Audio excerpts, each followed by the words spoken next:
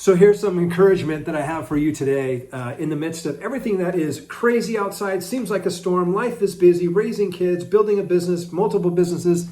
Your life can be nuts. It can be crazy.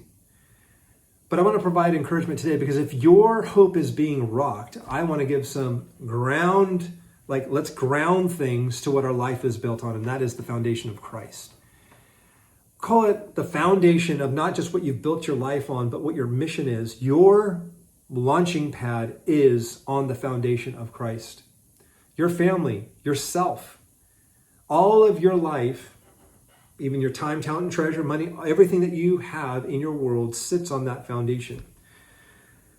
A couple really great terms that we've seen is like where we put, you've heard from C.S. Lewis, the weight of glory. Dr. Keller talks about, hope and where you find your hope, where you find your identity, and we're putting the weight of your identity into those things which you have hope in. Well, some of us put our hope in our finances, and our net worth determines our self-worth and how we feel about ourselves. Some of us put the weight of our identity and the weight of our own glory into, maybe it's our relationships, maybe it's people. And that's where we find our hope. Our hope is in that. Our hope is in not just the stock market or career. Our hope is in our position in career, possibly, how much we're growing in our ranks. Could be our track record with our kids. We're putting all of our hope and identity in that.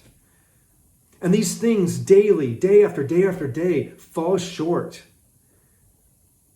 Then you go with circumstances such as the news, such as everything that's being advertised to us, the noise of everything that's going on there. And collectively, all of this creates a massive hurricane of distraction and or anything that takes our mind off God. And the enemy loves it because he's like, if I can get them to buy into the storm and keep their eye on the storm of circumstances, they won't trust God. They won't believe that they can trust him and believe him and put their hope and faith in him.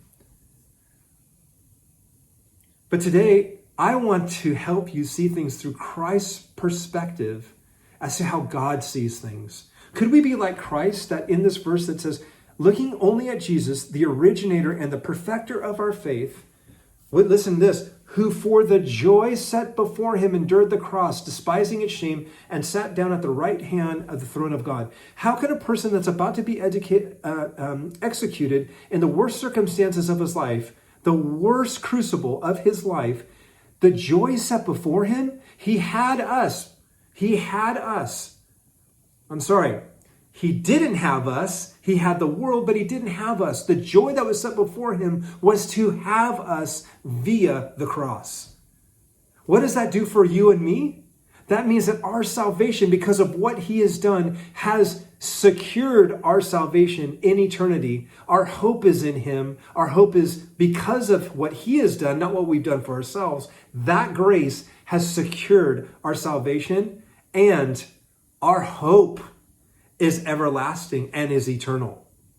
If I get up and I literally try to put my hope into all these things that are here, boy, those things will fail for sure.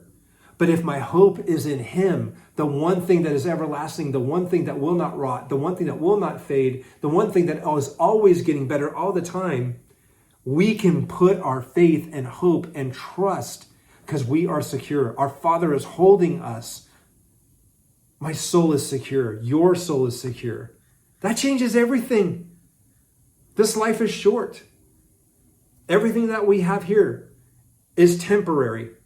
He is the only thing that is forever. And you know what? He endured that for us because that was his joy that was set before him. I'll tell you what's set before us today?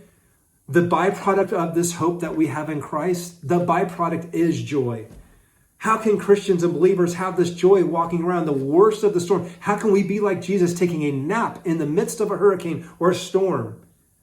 How can we be cool, calm, collected, peaceful? How can we be buoyant, though regardless of the circumstances being impending and crazy, we rise to the top because we have a hope, a living hope, and that is Jesus Christ. In the Master's Program, we are all about reminding individual leaders, men and women like yourself, to live on that foundation and to launch your calling from the foundation that is sitting on the hope that we have that is in Christ. That is your rocket fuel for today.